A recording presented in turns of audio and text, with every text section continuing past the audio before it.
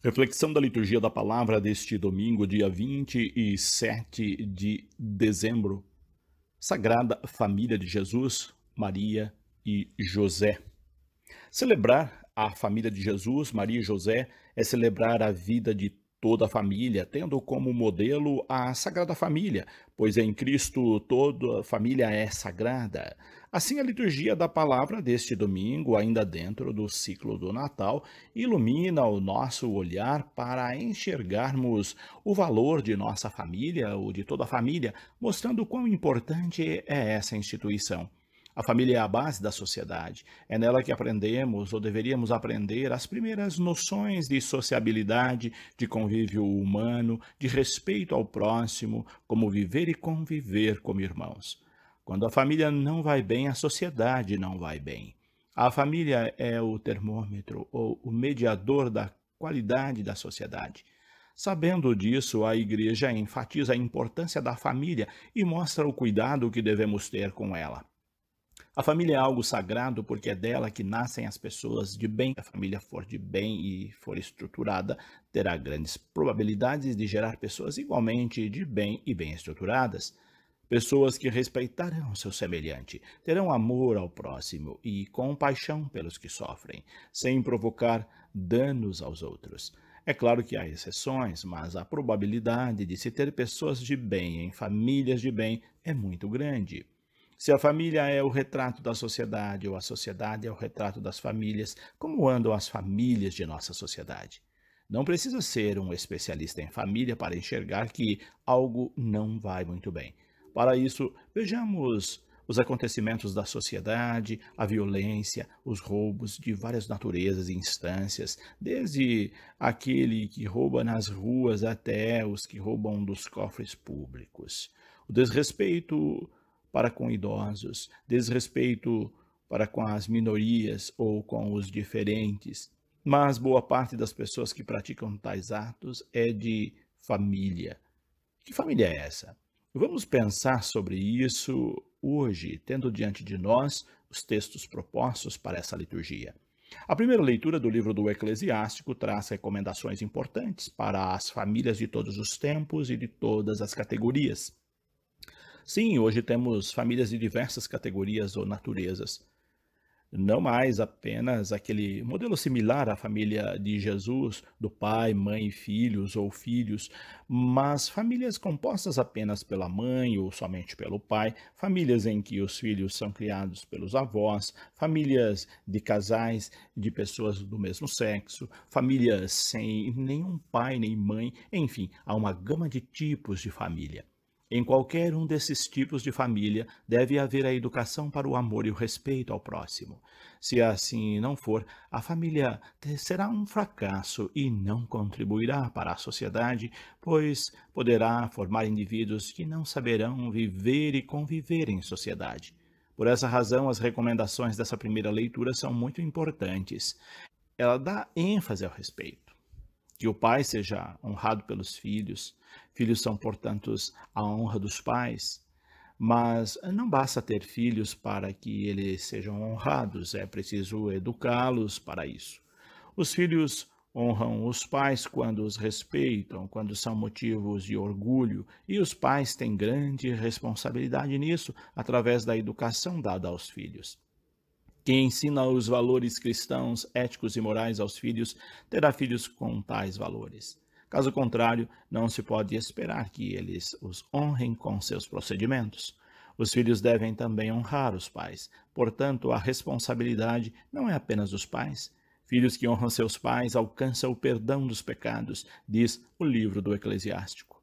Temos aqui um destaque ainda maior na boa relação familiar, na estrutura da família. Pessoas que buscam honrar seus pais vão se comportar como pessoas de bem, pois saberão que seu próximo também tem ou teve um pai, uma mãe, uma família, ou seja, que é um ser humano como ele.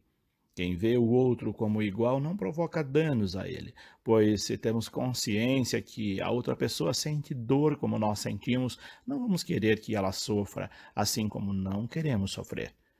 Recebe muitos prêmios diante de Deus quem ora, respeita seus pais, mas não somente diante de Deus, também aqui neste mundo, pois quem leva uma vida honrada promove uma sociedade honrada, boa de viver e conviver, e isso não tem preço. Assim, o texto desta primeira leitura segue dando recomendações valiosas, como cuidar dos pais na velhice.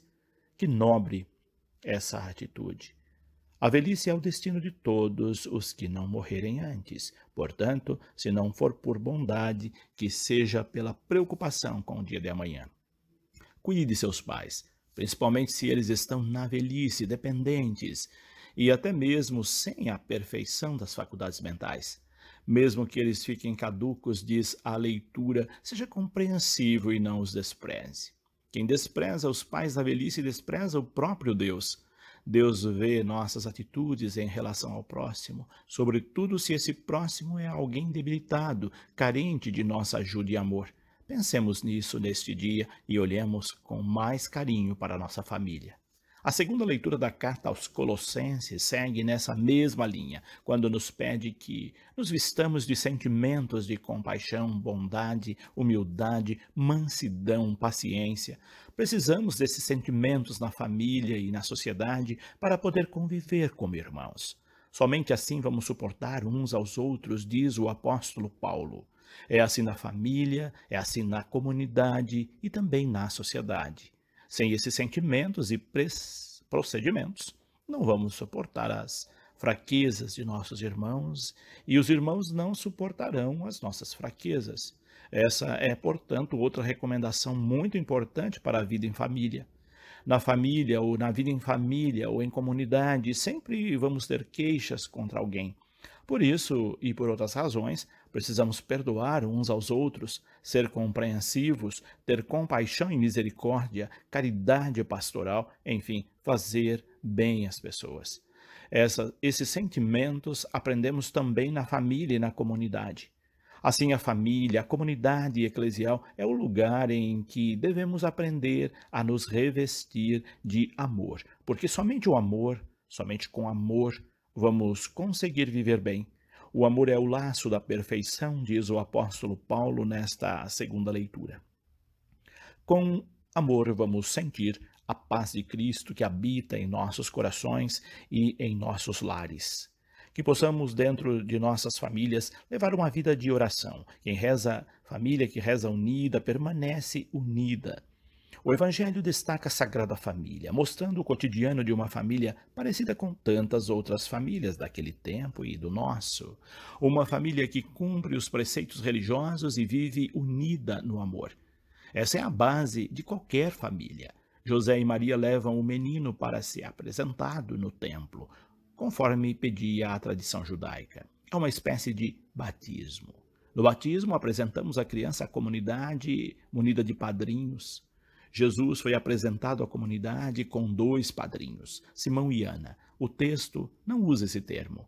O que faço aqui é apenas uma comparação desse gesto da Sagrada Família com os gestos de batizados das nossas famílias. Simeão cumpre o papel de padrinho, pois se alegra e recebe nos braços o menino e enxerga nele o Filho de Deus. Profetiza que ele será um divisor de águas na história da humanidade, que ele seria causa de queda e reerguimento de todos em Jerusalém, e que uma espada atravessaria a alma dessa família, sobretudo da mãe, no sentido da missão que Jesus teria nesse mundo. Diz poder morrer em paz, porque viu a salvação, a glória de Deus através do menino. Já Ana, a profetisa, também é uma espécie de madrinha do menino. Ela também divulgou a importância do menino a todos. Muitas vezes os caminhos que os filhos escolhem trazem muitos sofrimentos e preocupação às mães. Diante de tudo isso, o comportamento dessa família é de sintonia com Deus, colocando em suas mãos todas essas profecias e sentimentos. Vemos assim uma família que confia e que reza unida, que tem muitas dificuldades, como qualquer família, mas que se mantém firme na fé e na unidade. Temos muito a aprender com a família sagrada. O exemplo de Jesus, Maria e José deve servir para as nossas famílias. Que possamos valorizar uns aos outros em família e assim seremos indivíduos que sabem valorizar e respeitar seus semelhantes, mesmo que esses não sejam de sua família de sangue. Que a pastoral familiar possa estar sempre fortalecida no trabalho com as famílias e que as famílias de nossa paróquia se sintam membros dessa pastoral tão importante. Que neste novo ano assumamos o compromisso de viver melhor em família. Deus abençoe a todos. Padre José Carlos Pereira.